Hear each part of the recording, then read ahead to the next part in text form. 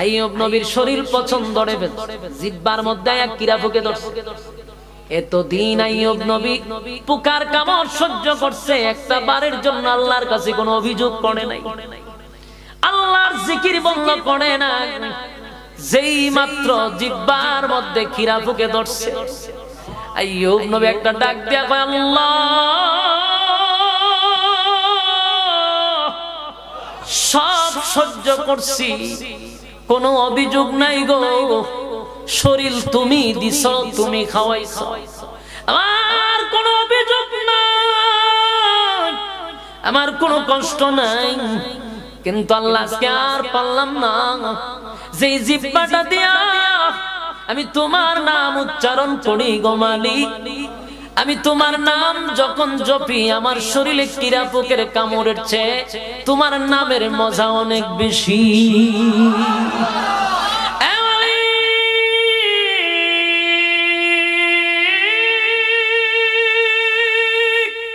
জিহ্বার মধ্যে কিরায় ধরছে গো,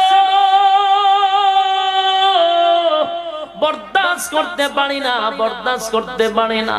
আল্লাহ আমার জিহ্বার মধ্যে তুমি কিরা পোক লাগায়ও না, আমার যেন তোমার ডাকতে কোনো অসুবিধা না হয়।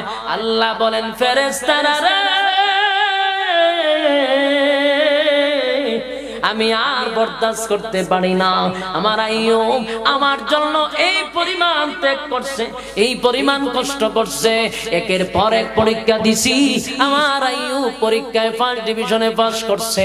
এবার জিহ্বার মধ্যে কিরায় ধরছে, আমার আইয়ুব আমার কাছে দরখাস্ত করছে তার জিহ্বাটা যেন আমি হেফাজত করি, আমি আল্লাহ পারতেছি না। তাড়াতাড়ি তাকায়া দেখ, আমার পয়গম্বর রে বলো সামনে একটা জায়গা আছে।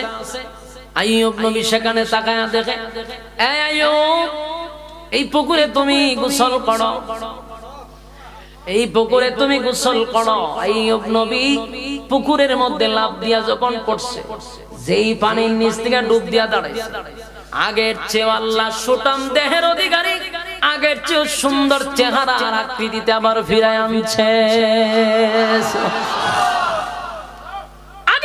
সুন্দর হয়ে গেছে, শরীরে কোথাও একটা স্পট নাই।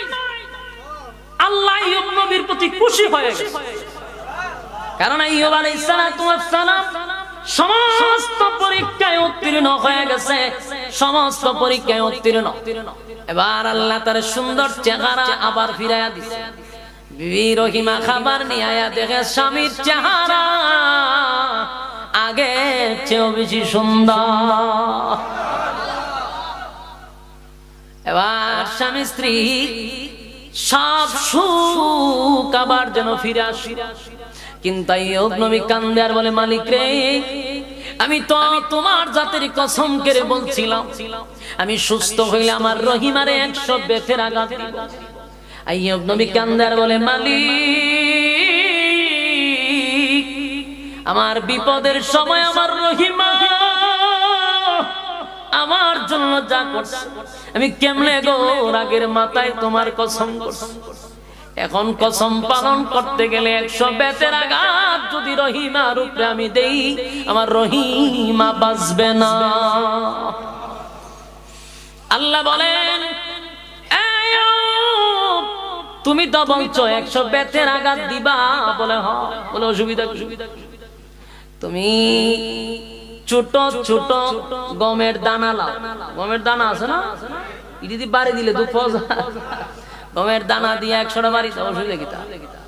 কিন্তু কইসব বেতটা বাড়ি দিবা, 100 বেতের আঘাত করবা, তো গমের দানা দিয়ে 100টা বাড়ি দাও, বাড়ি দিছে, কসম আদায়